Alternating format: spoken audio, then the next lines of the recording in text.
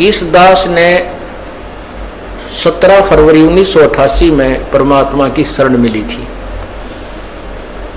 और उस दिन के बाद 6 वर्ष 1994 तक दास ने जेई की पद पर सर्विस की। काम करते, अपनी ड्यूटी करते करते भी हम भक्ति करते हैं। हमारा रूल यही है, काम भी करो भगवान ना भूलो, बुराई छोड़ दो। लेकिन 1994 में परमात्मा ने आदेश दे दिए गुरु महाराज ने कि तू इस काम ने संभाल। अब गुरु की आज्ञा का अवहेलन करना भगत का काम नहीं होता। जो गुरु वचन पर डट गए कट गए फंद 84 के। भाई जो गुरु वचन पर डट गए कट गए फंद 84 के। और उन्होंने अचानक मुझे बुलाकर पास बैठा लिया, कहने लगे आज से तू नाम दिया करेगा और जितने भी वर्तमान संगत थी सबको कह दिया और सबको बता देना कि जो इसको गुरु नहीं मानेगा वो मेरा कुछ नहीं होगा। मेरे पसीने आ गए कि मैं तो 2 कौड़ी का जीव, एक मजदूर आदमी, और परमात्मा ये इतना बड़ी जो है ना, इतना बड़ा जिम्मेवारी का काम। और उनके पुराने पुराने भक्त निरे थे, लाल कपड़े पहन कर बाबा जी भी बन रहे थे, उनके साथ रहा करते। उनको सबको निकाल दिया था उनकी त्रुटियां देख जाकर। हमने नहीं पता था कि हो रहा है क्या इनका मालिक का उद्देश्य है। जब वो 104-5 साल की उम्र थी उस महापुरुष की, हमारे पूज्य गुरुदेव की, और कहा मैं तेरे साथ रहूंगा। और तीसरा शब्द एक दिन कहा था कि रामपाल तेरे सब बराबर संसार में संत नहीं होगा, पूरे विश्व में तेरे बराबर संत नहीं होगा। अब इस दास का और संत का के मेल था। हम तो भगत थे, दास थे, भगवान की भक्ति करते थे, अपनी नौकरी भी करते थे, बच्चे भी पालते थे। अब कहते हैं साध वचन पलटे नहीं, चाहे पलट जावा ब्रह्मंड। उनका वचन नहीं पलट सकता, उन्हें जो कह दिया सो कह दिया। तो वही ये फल गया। नहीं हमारी तो घर के ना सुने थे, शुरू में अकेला नाम ले रहा था। बालक भी तो बालक छोटे थे, वो तो घर जैसे कहूँ था मान जाए थे, उनकी माँ नहीं मानने, फिर मेरे माता पिता नहीं मानने। अगले भाई पुरानी लाग कुकर छोड़ना, बड़े साके में पा आया। फिर परमात्मा से अर्ज करी, धीरे धीरे वो समझन लागे।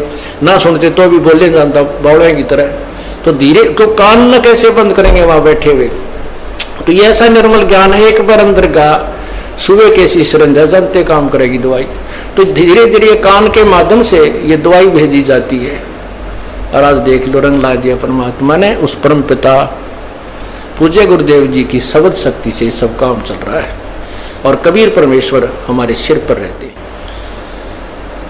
तो परमात्मा उस दिन के बाद सन 1995 में इतने 21 साल के बाद इतने पाठ हम घर घर पाठ किया करते थे। 3 दिन पाठ करते थे और 1 दिन पहले जाना पड़ता था। ये दास स्वयं सेवा करता था, घर घर जाके उनके सब जहां हमने पाठ करने का स्थान देखना होता था उसकी सफाई करते थे। कईयों का देख का कमरा होता बड़ा सा, उसी में पाठ भी करना, उसी में खाना भी बनाना, उसी में खाना भी उसी में, सोना भी उसी में। तो उस ढंग से अपनी सेटिंग कर लेते हम, इतनी जगह में पाठ कर लेंगे। तो मेरा जाना अति आवश्यक था उस समय, क्योंकि ये स्टार्ट था भक्ति का और स्टार्ट था इस 500 यज्ञ करने का। किसी को नहीं मालूम था, बच्चे थे सहयोग देने लगे। और धीरे धीरे फिर वो क्या हुआ कि इतने पाठ हो गए कि मुझे नौकरी, पहले तो क्या करता था, शुक्रवार को पाठ प्रारंभ किया, शुक्र शनि ड्यूटी करके सामने चले जाते, बृहस्पतिवार को, शुक्रवार को रात में तैयारी करते, शुक्रवार को शनिवार को अब पाठ प्रारंभ करके अपनी नौकरी पर चला जाता, फिर शाम ना आ लेता, शनिवार इतवार की छुट्टी हो जाती, काम चल रहा था। वो हफ्ते हफ्ते हुए, फिर होने लगे डेली। अब अफसर भी दुखी, अब मैं भी दुखी, तो फिर उस दिन रिजाइन कर दिया परमात्मा के नाम पर। 18 साल की नौकरी होगी थी मेरी। हालांकि कुछ और भी हमारे साथी कह रहे थे भाई अभी 2 साल और डट जाओ आपकी पेंशन बन जाएगी। वाह भैया, पेंशन तो करा कितनी बार होगी। जो पेंशन ई बनेगी ना, या कद्दे नहीं बनी थी, या असंख्य जन्मों की पेंशन बन जाएगी। तो वो तो इस बात को नहीं समझे थे, उन्होंने तो मुझे मूर्ख ही समझा। और दास की सौभाग्य था कि मुझे नौकरी या मजदूरी मिल गई भगवान की। और उसकी पुण्यात्माओं को दलदल से निकालने की। कहते आत्म प्राण उद्धार ही ऐसा धर्म नहीं, और धर्म तो और भी है, दान करते हैं, भूखों को भोजन देते हैं, ऐसा है कि सहाय करते हैं, लेकिन जो आत्म प्राण उद्धारी ऐसा धर्म नहीं। और धर्म तो ये भी है जो गौशाला बना रखी है, धर्म वो भी है जो चिड़िया ऊपर चुग्गा डाल देते हो पशु पक्षियों को, वो भी विकलांगों के जो ऑपरेशन वगैरह कराए जा रहे हैं वो भी धर्म है, अनाथ आश्रम है वो भी धर्म है। लेकिन जो आज गौ हैं उनकी सेवा कर रहे हैं, अच्छी है, क्योंकि कोई भी प्राणी है, चाहे भैंस है, पशु है, कोई किसी प्रकार का, सबकी सेवा हमने इसी दृष्टिकोण से करनी चाहिए, क्योंकि सब में एक जैसा जीव है, वो भी धर्म है। लेकिन अब तो वो आज वो गाय है, आज कोई भैंस है, और जन्म होने के बाद फिर वो सूअर की जूनी में जा सकती है, उस बीमारी तो कौन छुटाएगा उसको। तो ये ज्ञान, ये भक्ति, ये आत्मा इस जीव को उद्धार करेगी। वो फिर 84 लाख योनियों में नहीं जाएगा, या तो मनुष्य शरीर होगा, नहीं सतलोक चला जाएगा।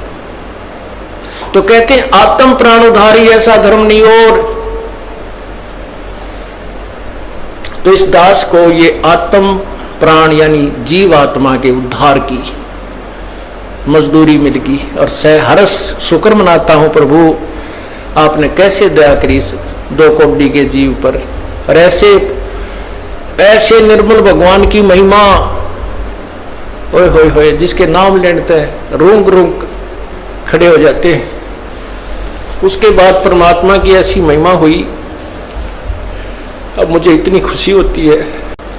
कैसा निर्मल समाज तैयार हो रहा है, बीड़ी शराब मांस तंबाकू उसको देखकर भी राजी नहीं है। अब ये पुण्यात्मा दोनों हाथों दान करते हैं, और हम पहले लूटन पर लगे रहा करते थे, पाप बढ़ाते थे, ये माया साथ नहीं जानी थी कि इतना नरक इकट्ठा कर रहे थे। और परमात्मा क्या कहते हैं, सतगुरु के सिजदा करूं कर्म छुटाए कोटि, और जो ऐसे सतगुरु की निंदा करे फिर जम तोड़ेंगे होठ। अब जी जो लोग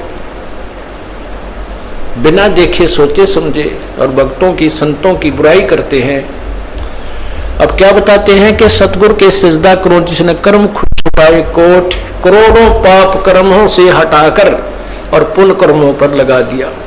कितने पाप कर्म बचा दिए हमारे।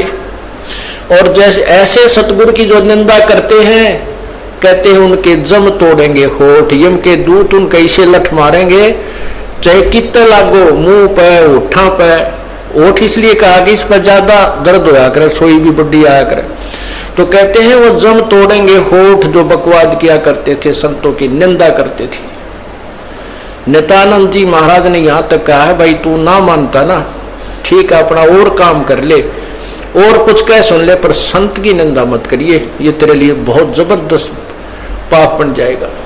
लेकिन जो इस मार्ग से परिचित नहीं है, वो नादान बच्चे आग में हाथ दे देते, बिजली के तार को छू लेते, और ज्ञान होता सत्संग से, और सत्संग में ये काल नहीं आने देता। तो उस दिन के बाद परमात्मा की ऐसी रजा हुई कि बाग लाग गया भगवान का।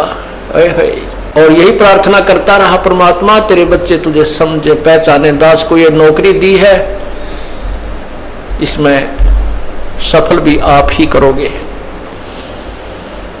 इन लोगों ने तो आपको भी नहीं बख्शा था, जब जिस समय आप यहां आए थे काशी में 120 वर्ष रहकर गए, सारा जीवन आपके पीछे पड़े रहे। उन दुष्ट आत्मा स्वार्थियों ने अपने स्वार्थ के लिए जनता को सत्य ज्ञान नहीं समझने दिया, और परमात्मा को बहुत यातनाएं दी गई। अब उनकी जो यातनाओं, उनके साथ जो हुए संघर्ष को देखकर इस दास का दिल डटा हुआ है कि हमारे साथ तो अभी कुछ भी ना हुआ है। जो उस परमात्मा के साथ कितना तेल के कढ़ाई में डाल दिए, कितना काट काट के घेर दिए, कितना कुएं में डाल के ऊपर तो डले ठोक दिए, और फिर भी डोके न पाए।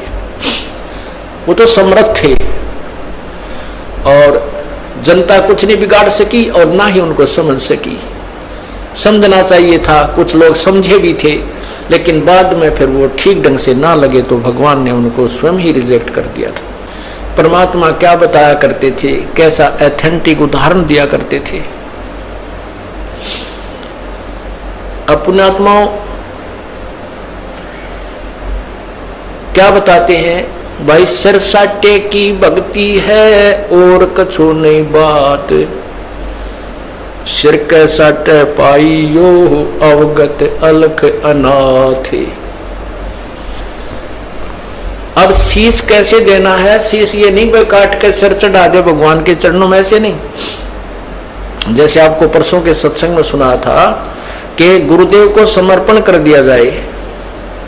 समर्पण का अर्थ यह है कि जो आज्ञा दे वही की जाए, चाहे वो बुरा लग रहा है चाहे अच्छा लग रहा है, उसमें हमारा हित है, अति हित होता है।